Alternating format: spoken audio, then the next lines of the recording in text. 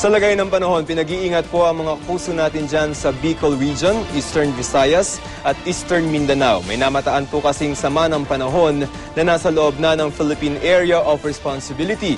Huling namataan ng Pag-asa, ang low pressure area sa layong 480 kilometers, silangan ng Hilagang Mindanao.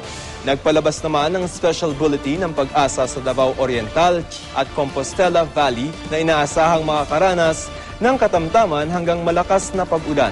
Magiging maulan din bukas sa eastern section ng Luzon. Asahan din po ang ulan sa malaking bahagi ng Visayas, lalong-lalo na sa eastern section po kung saan malapit ang low pressure area, ganun din sa Mindanao. So simula ngayong gabi ay asahan na natin na may mga pag-ulan, lalong-lalo na dito sa may northeastern Mindanao at ibang bahagi ng Visayas, lalo na sa eastern section.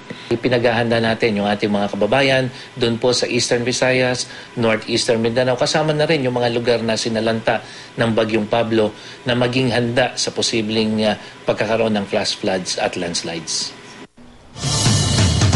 At para po sa iba pa mga impormasyon tungkol sa lagay ng panahon, bisitahin lamang ang website at Facebook page ng GMA Weather.